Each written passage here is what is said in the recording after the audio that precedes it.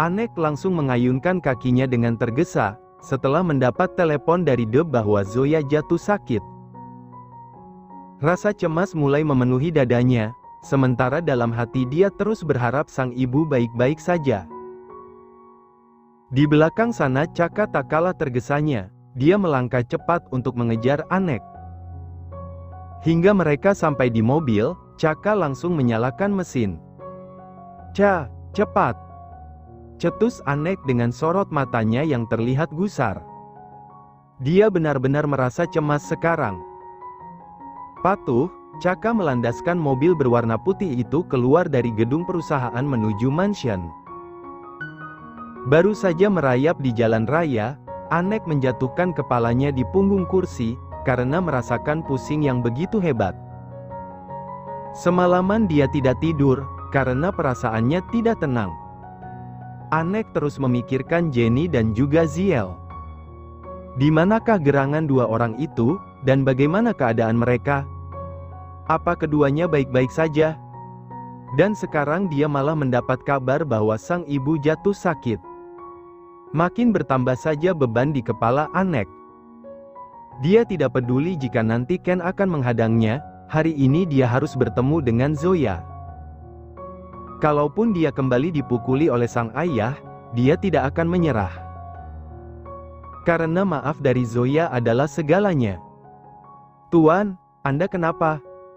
tanya Chaka seraya melirik Anek. Akan tetapi pria itu sama sekali tak mengurangi kecepatan mobilnya. Anek memijat pelipisnya, urat di kepala pria itu terasa tegang semua. "Tidak apa-apa, Cha. Aku hanya sedikit pusing, mungkin karena semalaman aku tidak bisa tidur." Chaka terlihat manggut-manggut dan tersenyum tipis. "Setelah sampai di sana, Anda pasti tidak akan pusing lagi, Tuan." Anek mengernyitkan kening. Apa maksud Chaka bicara seperti itu? Anek menatap Chaka yang terlihat mencurigakan, tetapi dia tidak bisa menebak apa yang sebenarnya pria itu pikirkan. "Apa maksudmu, Cha?" "Maksudku? Maksud yang mana, Tuan?" "Ucapanmu." "Oh, maksudku sebentar lagi Tuan akan bertemu Nyonya Besar. Pasti Anda akan sangat senang," jawab Chaka santai, tetapi entah kenapa Anek tidak percaya begitu saja. Chaka seperti menyembunyikan sesuatu darinya. Obrolan itu terputus karena Anek kembali menyandarkan kepalanya dan mencoba untuk terlelap sebentar. Hingga tak berapa lama kemudian, mobil itu berhasil menepi di halaman luas mansion milik keluarga Tan. Kedua mata Anek menyipit, dia mengusap wajahnya untuk mencari kesadaran. Hingga saat kaki jenjang itu melangkah keluar, Anek langsung dibuat heran. Karena tempat itu terlihat sangat sepi, seperti tidak berpenghuni. Tanpa bicara Anek melangkahkan kakinya untuk masuk ke dalam. Pintu utama sama sekali tidak ditutup, membuat semua yang ada di dalam sana dapat Anek pindahi dengan mudah. Anek mematung saat melihat mansion milik keluarganya berubah seperti dekoran pesta. Namun, anehnya tidak ada satupun anggota keluarga di sana. Bahkan saat ia menoleh ke belakang, Chaka hilang dari pandangan matanya. "Hei, apa-apaan ini? Kemana Chaka pergi? Dan kemana semua orang?" gumam Anek dengan dahi yang dipenuhi lipatan. Sejenak Anek lupa tujuannya datang, kaki pria itu melangkah pelan-pelan, lantai demi lantai dia pijak dengan rasa penasaran. Pandangan mata pria tampan itu menyusuri setiap sudut, tetapi sumpah demi apapun yang dia lihat hanyalah sebuah hiasan pesta yang tak bertuan. "Ini apa sih?" gumam Anek frustasi, dia menjambak rambut depannya dan kembali menebak-nebak apa yang sebenarnya terjadi. Namun, sampai beberapa saat ia berpikir, tak kunjung jua mendapat jawaban yang paling masuk akal. Anek bertolak pinggang, ia menatap tangga dan semakin naik hingga tatapan mata pria itu sampai pada pintu kamar kedua orang tuanya yang tertutup rapat. Ya, sepertinya dia harus masuk ke sana. Tanpa pikir panjang Anek kembali mengayunkan kakinya. Namun, belum ada beberapa langkah, kaki itu kembali berhenti bergerak saat ia mendengar sebuah langkah kaki seseorang mendekat ke arahnya. Tubuh Anek mendadak meremang, suasana di sana benar-benar sepi dan terasa mencekam, padahal di luar sana matahari bersinar terang. Anek menelan ludahnya dengan kasar, dia ingin menoleh ke belakang, tetapi entah kenapa rasanya sulit, seperti ada sihir yang membuatnya tetap diam. Sementara di belakang sana, Jenny tersenyum dengan bibir yang bergetar, ia sedang mati-matian menahan tangisnya agar tidak pecah. Pria yang selama ini dia rindukan kini sudah ada di depan mata, dan ini bukanlah sebuah mimpi. Ini nyata. Anek sudah berada di hadapannya. Air mata Jenny jatuh, saat ia sudah berdiri tepat di belakang Anek. Ludahnya tercekat dengan tangan yang terulur untuk menyentuh pemilik raga kekar itu. Di tempatnya berdiri, Anek langsung merasa tersengat, saat tangan langsing tiba-tiba memeluknya dari belakang. Tubuh pria itu sedikit bergetar, apalagi saat suara lirih memenuhi indera pendengarannya, terasa sangat syahdu dan menggetarkan jiwa. Akhirnya kamu datang, An. Waktu seolah berhenti begitu saja, Anek menelan salivanya susah payah, ia terpaku dengan dada yang berdebar hebat, suara itu berhasil membuat Anek membisu dengan bola mata yang memanas, dia tidak salah dengarkan. Anek melirik ke bawah di mana sepasang tangan langsing memeluk erat tubuhnya. Dan dia jelas tahu, siapa pemilik kedua tangan itu. Perasaan pria itu mulai tak karuan, otaknya terus menebak-nebak, benarkah, benarkah, benarkah? Tiba-tiba lelehan air turun dengan lancang, menyambangi pipi Anek dan jatuh ke tangan Jenny. Basahnya begitu terasa, membuat tangis wanita itu akhirnya pecah. Jenny terisak sambil menghirup dalam aroma tubuh Anek, aroma yang begitu dia rindukan. Aku benar-benar merindukanmu, An. Hati dan tubuh Jenny kembali menghangat, kepingan asa itu kembali melambung tinggi, berharap akan terwujud hingga dia bisa hidup berdua dengan tokoh pria yang dia cintai. Anek tidak bisa menahan diri lagi, dengan tangan yang bergetar dia menggapai jemari Jenny yang mulai meraba dadanya. Dia pegang dengan erat mengisyaratkan bahwa dia tidak mengizinkan Jenny untuk pergi lagi. Suara tangis Jenny terdengar semakin nyaring, bahkan punggung Anek pun sudah terasa basah. Anek mengecupi jari jemari lentik itu dengan buncahan rasa bahagia. Dia tidak peduli bagaimana Jenny kembali, yang terpenting sekarang wanita itu ada di sini. Pria itu sudah tak tahan lagi, dia menurunkan tangan Jenny dan hendak membalik tubuhnya.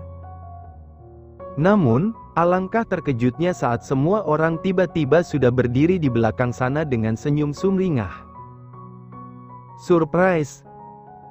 Teriak semua penghuni mansion dengan suara yang begitu menggema. Tak hanya mengejutkan Anek, tetapi Jenny yang sedang sesenggukan pun tak kalah terkejutnya. Kedua bola mata Anek hampir lompat dari sarangnya, mulut pria itu menganga, merasa tak percaya dengan ini semua. Permainan apa ini? Kenapa tiba-tiba semua orang ada di sana? Sumpah demi apapun Anek hanya bisa mematung dengan bola mata yang membulat sempurna. Jadi semua ini hanya drama? Dia ingin marah, tetapi rasanya sekarang bukanlah waktu yang tepat untuk melampiaskan itu semua. Sebab sudah ada Jenny di depan matanya. Anek menatap Jenny yang mengelap jejak basah miliknya, wanita itu berusaha tersenyum dan menempelkan tangan di wajah Anek. Keduanya saling tatap, Jenny mengelus pipi yang sedikit berbulu itu dengan usapan lembut. Dia sangat bahagia, akhirnya wajah ini dia temukan kembali, wajah yang memiliki garis wajah lebih tegas daripada yang lainnya. Aku senang kamu datang, An. Aku senang akhirnya kamu datang, ucap wanita itu berulang kali dengan bibir yang bergetar. Tepat pada saat itu, suara tepuk tangan dan sorak-sorai semua orang memenuhi ruangan tersebut. Anek mencoba menyentuh satu sisi wajah Jenny, berharap semua yang terjadi bukanlah mimpi. Jemari Anek merayap, meraba pahatan wajah Jenny yang terasa semakin nyata. Pria itu tergugu dengan lelehan air mata yang semakin menderas. Anek menangkup kedua sisi wajah Jenny, memastikan sekali lagi bahwa wanita yang ada di hadapannya ini adalah seseorang yang dia cintai. "Benarkah ini kamu, Jen? Ini kamu?" tanya Anek. Dia menggigit bibir bawahnya menahan sesak karena terlalu bahagia. Jenny mengangguk sambil mengulum senyum tipis. Anek langsung menyatukan kening mereka dan memasukkan jarinya di antara riapan rambut Jenny. Bahu pria itu naik turun dengan dada yang membusung. "Kamu jahat, Jen. Kamu meninggalkanku begitu saja. Setelah ini, kamu tidak bisa kemana-mana, aku akan mengurungmu. Dan tak mengizinkanmu keluar sedikit pun." Camkan itu. Bukannya merasa tak suka. Jenny malah semakin melebarkan senyumnya. Wanita itu mengalungkan kedua tangannya di leher Anek. Ia mengangguk dan menantang ucapan pria itu. "Kurung aku, An, dan bawa aku kemanapun kamu mau. Aku berjanji, aku akan selalu di sampingmu." Anek merasa terperangah dengan ucapan Jenny. Detik itu juga dia tidak peduli dengan semua orang yang tengah menonton mereka berdua. Anek langsung melabuhkan ciumannya berkali-kali di bibir sang wanita, tanda bahwa Jenny hanyalah miliknya. "You are mine, only mine," ucap Anek lalu kembali meraup bibir Jenny yang sudah lama tidak dia sesap. Ternyata rasanya masih sama, manis seperti gula. "Hei, boy. Jangan jadi pengecut, segera lamar dia, supaya senjatamu cepat diasah," teriak Ken tiba-tiba, membuat Anek langsung menghentikan aksinya. Sementara semua orang tertawa membahana. Dia menatap sang ayah dengan senyum tipis, kini dia tahu bagaimana cara Ken mendidiknya. Karena Anek sadar, bahwa hanya dia anak yang paling keras kepala di antara yang lainnya. "As you wish, Dad," ucap Anek seraya menatap Zoya. Cinta pertamanya itu terlihat tersenyum dengan wajah penuh rona bahagia. Anek kembali berkaca-kaca, ternyata semua orang begitu menyayanginya.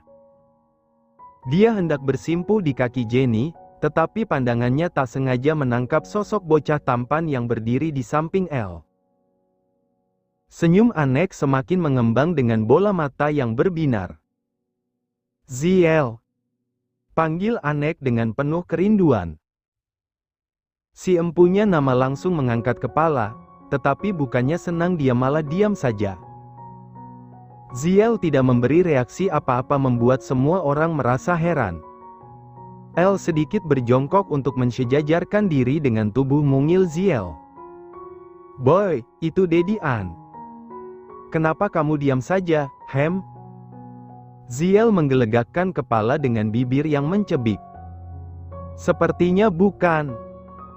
Dari kemarin yang datang itu uncle-uncle semua, tidak ada Daddy." "Nanti Ziel salah lagi," cetus pria kecil itu. Membuat tawa semua orang pecah, karena jawaban polosnya. Anek melangkah mendekati bocah tampan yang terlihat sedang merasa kesal itu. Langkah pria itu diiringi senyum tipis, hingga ia sampai di depan tubuh kecil Ziel. Anek berjongkok untuk menatap Ziel dari jarak dekat. "Hei, boy. Ada apa denganmu? Apa kamu tidak merindukan Daddy?" tanya Anek sambil mengelus puncak kepala Ziel. Ziel sedikit mengangkat wajah, menatap Anek dengan seksama. Ingin memastikan bahwa pria di depannya ini adalah sang ayah. "Ziel rindu Daddy, tapi Ziel tidak tahu Daddy yang mana," ucap Ziel mengadu. Lalu tatapannya beralih pada ketiga pria yang sangat mirip dengan Anek. Lihat, mereka semua juga mirip dengan dedi barunya Ziel.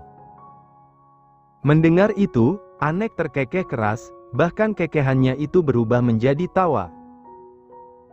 Tak bisa dia bayangkan bagaimana bingungnya Ziel dan Jenny saat mereka berempat berkumpul dalam satu ruangan yang sama. Anek meraih tubuh Ziel, hingga keduanya berhadapan. Memangnya Ziel benar-benar tidak bisa mengenali Dedi? Ziel ingat siapa yang mengajari Ziel bermain ular-ularan? Dedi An. Jawabannya cepat bahkan tanpa rasa ragu, dia ingat betul setiap ke kantor Anek, pria itu pasti mengajarinya main ular-ularan. Ular yang naik tangga, lalu makan semangka. Yang sering mengajakmu main kuda-kudaan? Dedi An. Dan kudanya Uncleca. Anek terkekeh lagi, bahkan semua orang ikut melirik Caka. Hingga pria itu pun tersenyum seperti kuda. Yang sering menjemput Ziel sekolah dan mengajak Ziel makan siang? Dedi An. Oke, pertanyaan terakhir, yang sering membuat Momi kesal? Tanya Anek, berharap Ziel akan segera mengingatnya, melalui kebiasaan-kebiasaan yang mereka lalui bersama. Mendengar itu, tiba-tiba senyum Ziel mengembang. Dia melepaskan tangan Anek dari tubuhnya dan menghambur memeluk tubuh kekar pria tampan itu. Yes, yang ini benar-benar Dedi. Ucapnya kegirangan karena berhasil menemukan sang ayah. Membuat semua orang terkekeh kecil, apalagi Jenny, wanita itu geleng-geleng kepala mendengar pertanyaan terakhir yang Anek ajukan. Dasar pria menyebalkan. Tapi Ziel tidak usah khawatir, kalau Dedi An benar-benar tidak pulang, Uncle Bi pasti siap menggantikan, goda Bi pada bocah tampan itu. Namun, bukannya Ziel yang marah, Bi malah mendapat pelototan tajam dari Anek, seolah memperingatinya. Jangan bicara sembarangan, bocah tengil. Cetus Anek merasa tak terima. Dat, rengek Bi mencari pembelaan pada sang ayah yang tengah memeluk ibunya. Selagi itu bukan Momi, Dedi tidak akan ikut campur, jawab Ken, yang membuat tawa semua orang semakin pecah. Zoya sampai mencubit perut pria parubaya itu, hingga Ken mengaduh. Tapi kemarin anakmu sendiri yang menawari aku loh, An, timpal Coko ikut memanas-manasi Anek yang baru saja merasa bahagia karena bertemu dengan Ziel dan Jenny. Anek melepaskan pelukan Ziel, ia bangkit dan senantiasa menggenggam tangan bocah tampan itu. Anek menatap saudaranya dengan sengit. Berani kalian mendekati calon istriku, kulibas abis kalian. Ancam Anek, tetapi bukannya takut Coko malah terkekeh. Bahkan Bi merasa memiliki sekutu sekarang. Keduanya semakin meledek Anek yang sebentar lagi akan melepas masa lajangnya itu. Apa kamu tidak ingat jasa kami dalam hubunganmu? Kami sampai babak belur, hanya karena berpura-pura menjadi penjahat. Cih, andai waktu bisa diputar aku tidak sudi disuap olehmu. Papar Bi dengan bertolak pinggang, karena dia yang paling tersiksa saat itu. Mendengar itu, tak hanya Anek yang melebarkan kelopak matanya. Akan tetapi Jenny juga merasa terperangah. Apa katanya? Jadi penjahat yang datang ke kontrakannya itu bukanlah suruhan Michael? Melainkan orang-orang Anek yang tengah mengelabuhinya. Di, jaga mulutmu. Ketus Anek semakin melotot. Sementara semua orang hanya bisa menonton dengan gelengan kepala dan kekehan kecil. Para pelayan mulai hulu hilir menyiapkan hidangan makan siang. Karena pesta di mansion keluarga Tan akan segera dimulai. Sebentar lagi anggota keluarga tersebut akan bertambah 3 orang. Yakni, Caka, Jenny dan juga Ziel. An. Panggil Jenny, merasa tak percaya kalau semua itu hanya rekayasa. Sayang, bukan seperti itu. Aku bisa jelaskan alasannya, Jawab Anek cepat-cepat, tidak ingin kesalahpahaman terjadi kembali di antara mereka. Sebelum Jenny kembali bicara, tiba-tiba Ziel memeluk kaki Anek, membuat Jenny terdiam dengan dahi yang mengernyit heran. Jangan salahkan Daddy, Mom. Daddy hanya ingin melindungi Mommy. Ziel dan Ellie juga ikut-ikutan kok. Daddy menyuruh Ellie pura-pura pingsan dan menyuruh Ziel menangis, ya, kan, Dad? Anek langsung menepuk jidatnya. Kalau sudah berurusan dengan Ziel, pasti rahasianya bocor semua. Melihat itu, Zoya tergelak kencang. Ziel memang pria kecil yang menggemaskan. Sementara Bi dan Choco sudah memegangi perut masing-masing, karena tak bisa menahan tawa melihat ekspresi wajah Anek yang terlihat kikuk, menghadapi calon anaknya. Sudah aku bilang, kamu pasti kena karmanya. Ucap Bi tanpa perasaan, ia terus tertawa sambil menabok sebelah bahu Doi yang hanya bisa geleng-geleng kepala melihat kejahilan saudara kembarnya. Anek mendengus kasar dengan bola mata menajam, melihat semua orang malah meledeknya.